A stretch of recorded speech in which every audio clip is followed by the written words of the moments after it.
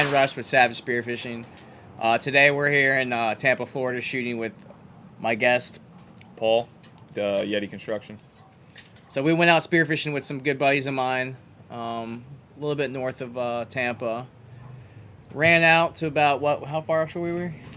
We ran probably about 30 miles out. Wasn't too bad, Yeah. but weather was not on our side. So, well, we were in a pretty nice boat. A little backstory: the owner of the vessel just got the boat about 3 months ago.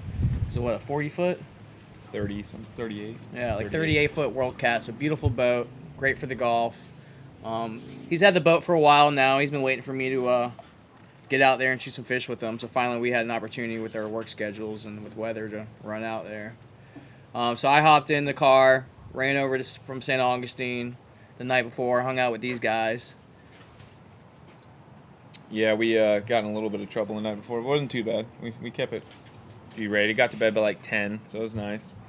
Early start in the morning. Weather was not on our side, so we knew we had to get a little bit of an early start, get out before the wind picks up in the afternoon. And we were hoping to run out as far as we could, potentially get on some wahoo if we could get out far enough. Didn't work out. We ended up having to stop a little bit short of getting out as far as we wanted to. We were trying to track good viz, which has been a big problem on the west coast of Florida for quite a few months now. So finding viz is definitely an issue. We shot out to about 50 foot to start, jumped in, maybe a little bit deeper, 60 foot, jumped in, and no viz. So pretty much the standard. Had about 10 foot of viz, and that's how it goes sometimes, though. You know, you don't really know until you get out there. You got to put the time and the work in. Yeah, we wanted to give it a shot either way, so we ended up jumping around a little bit, and me and him did a couple drops just to check viz, and ended up shooting a couple snappers, so it wasn't too bad right off the rip. No grouper, ton of nice snapper out there, but no real big grouper that we were kind of looking for. So after a few drops, we decided to move and shoot north, trying to find a little bit better viz, still in about that 50, 55-foot range. Still not seeing the grouper we wanted. Viz was about 15 foot, so diveable, but not the best. But, I mean, overall, shootable, definitely shootable for the first time in a while. Usually we've been jumping in and it's just snowed out, which you'll see in the video. You can't hunt it if you got 5 foot of viz. As a free diver, that's one of the toughest things to do. You're dropping into the sand, looking for structure, dropping into the sand, looking for structure. It makes it a very, very difficult day of diving. Yeah, we call it whale snot. So you get out there and just like a bunch of whale snot. You can't see 5 foot in front of you. So by the time you hit the structure and you find the structure, you know, you're already feeling the urge to breathe. And then you see the species that you're targeting. They see and hear you before you even see them, so boom, they're gone by the time you see them. Yeah, if you've ever driven in a snow flurry, that's what it's like diving in whale snot. It's 100%.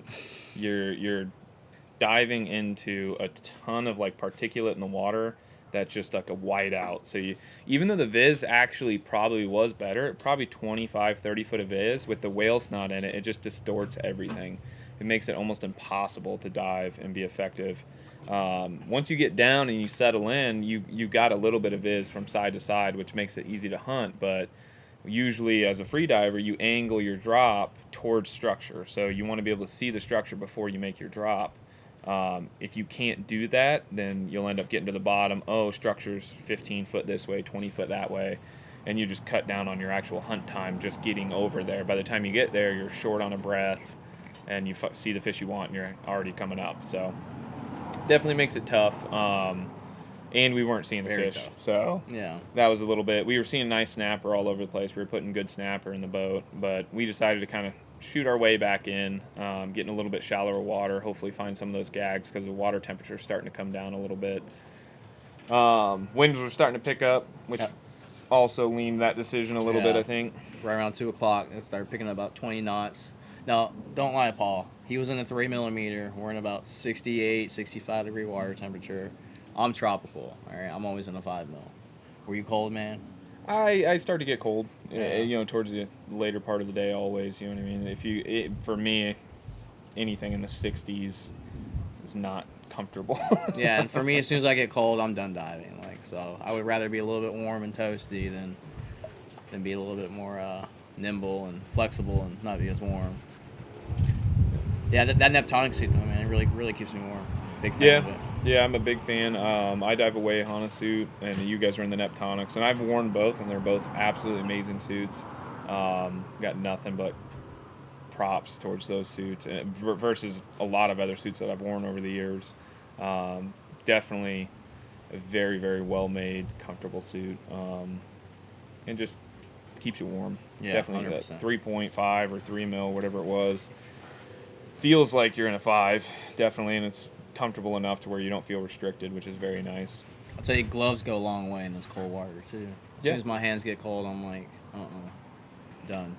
So shoot back in, and we were heading, got a little bit shallower. We shot into like 40 foot. You just kind of, we wanted to stop and check along the way because we haven't been out in so long that not knowing where the fish are hanging out. We were looking for targeting big grouper, so big gag grouper. So if you're hanging and you're trying to target big gag grouper, they'll slowly stagger their way in shallower as the water temperature drops. So to find them, you kind of have to start your way out as far as you can and work your way back in sometimes if you don't know exactly where they're hanging out. And started in that 50, 55 foot range, started working our way back.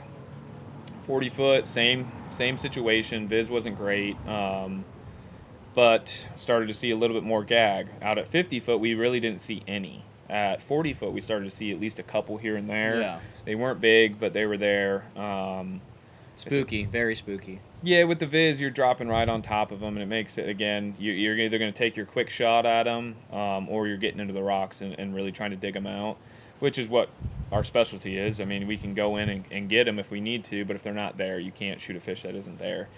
So after kind of diving for a little bit on our third or second spot and in the 40-foot range, we were like, okay, well, they're not here either. And again, the wind's picking up, so we decided let's move in shallow. So we shot in, and we were at 30 foot. Yeah, we're about 30 foot. Started to see a lot more life. Yeah, 30 foot really opened up. It got us a lot of sheep's head. Big schools of sheep's head were hanging out. Amberjack were hanging out in 30 foot, which is rare. Yeah, surprisingly. Nice school, some amberjack came in on a drop. Unfortunately, it wasn't in season, so we had to let them keep swimming. But at that point, all the divers on the boat, which are a good group of guys, very capable divers, were able to start putting some fish in the boat comfortably, and gag were starting to show up a little bit, so which was nice. We started putting some gag in the boat. And as soon as you get that first gag in the boat, I feel like it's like the pressure's off. You know, like as soon as you or your buddy even making the drop where you start to see, you know, some nice sized gags, and if you're on the spot, you know you are. If you make a drop and you see a handful of fish, mostly snapper, and you're looking, you don't really see any gag, most likely you're not going to get too many good gag. You'll know when you're there really quickly. If you make a drop and you do a 360 and you see 5 or 6, 7 gag, 10 gag, you know you're in a good spot.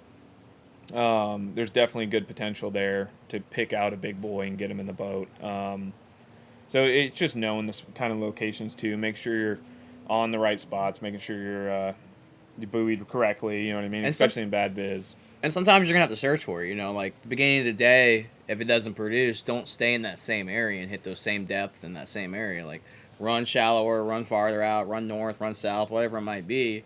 Try a different area until you find those fish. Keep going, going, going. And don't spend too much time in these areas, diving these same areas that aren't producing fish. So, like, we'll do, like, 1 or 2 drops at each site. If I don't see anything decent, he doesn't see anything decent, normally we'll round everyone up and we're on to the next spot. Yeah, that's where communication, especially in free diving, communication, hey, popping up, hey, I did see this or I didn't see this. You know, we made a couple of drops and he was like, let's move. And I'm like, give me a couple more. You know what I mean? Give me a couple more drops because I was seeing life. And I just wanted to be sure before we left. I wanted to check under a couple ledges and make sure that I wasn't missing any potential. We were working a nice ledge system. Yeah, beautiful. Had really nice undercut.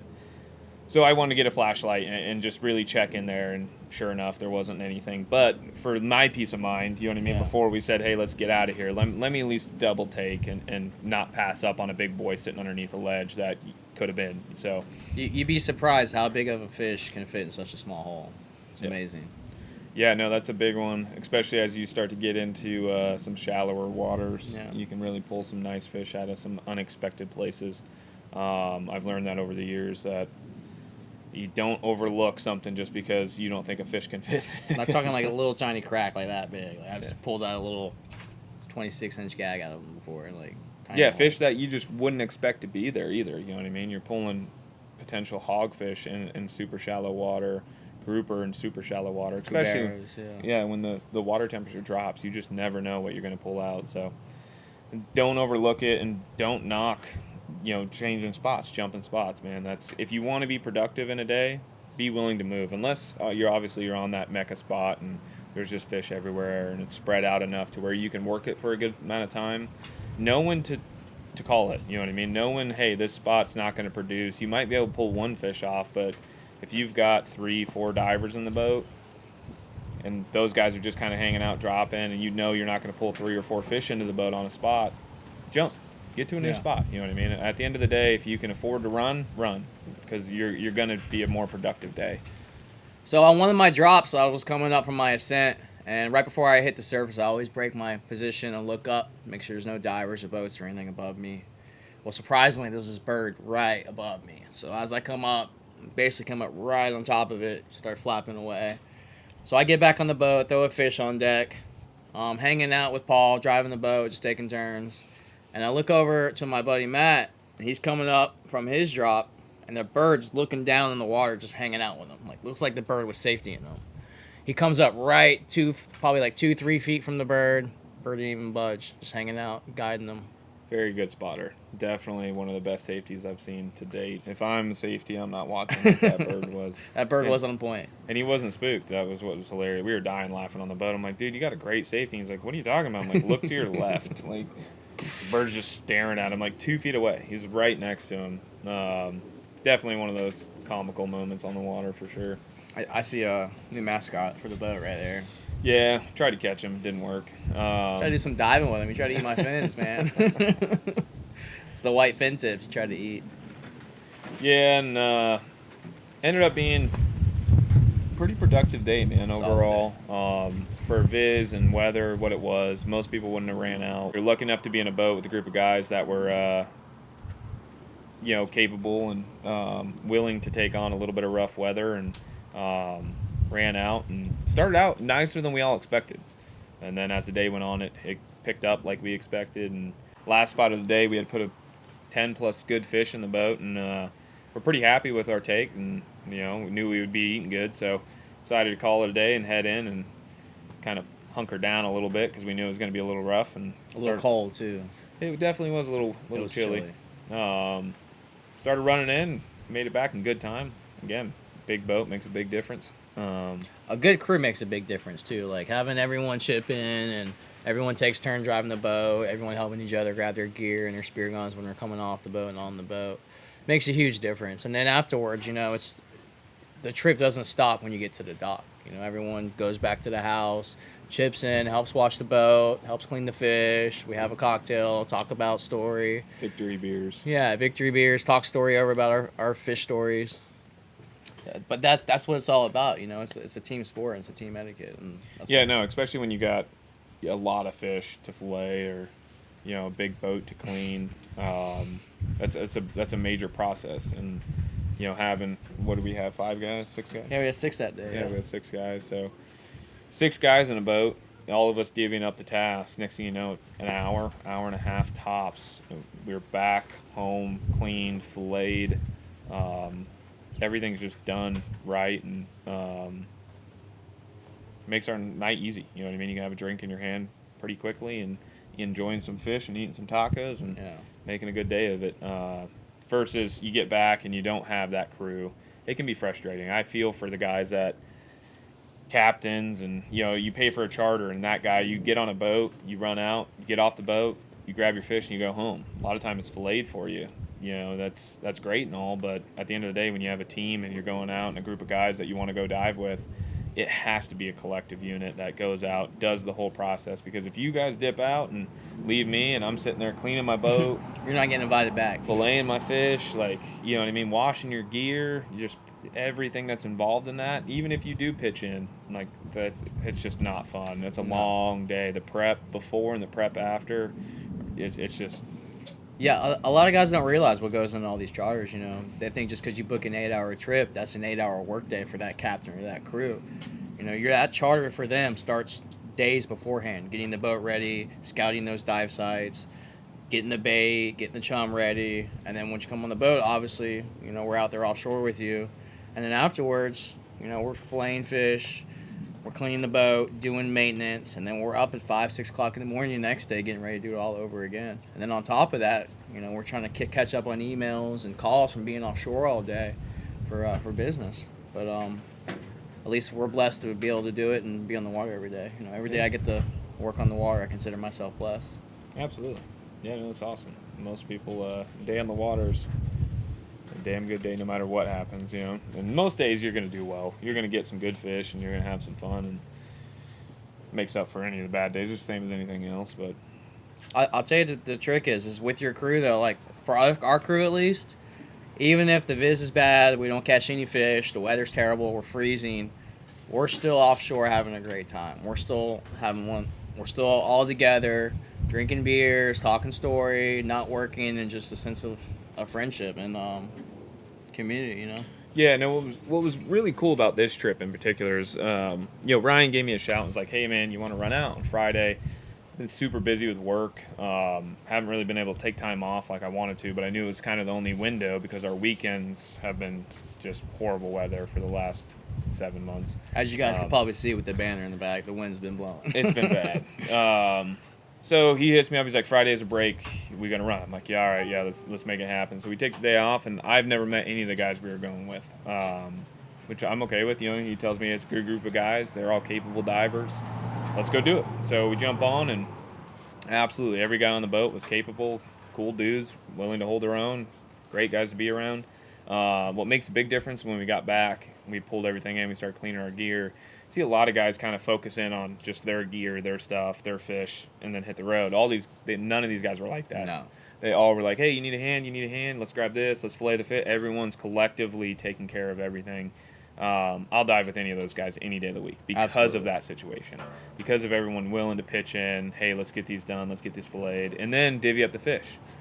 No one was like, that's my fish, that's my fish, that's my fish. Everyone's like, hey, pile of fish, take fillets what you want. Like, we have plenty, let's all divvy up. A couple of guys are like, I got a ton in the freezer, who wants more, who's out, And for a group of guys that really haven't met each other, that's pretty cool. That's not normal. So it turned out pretty sweet, and was definitely a very, very good day of diving. It turned out awesome.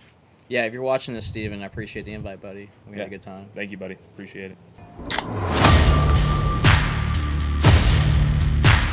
Savage Spearfishing Productions.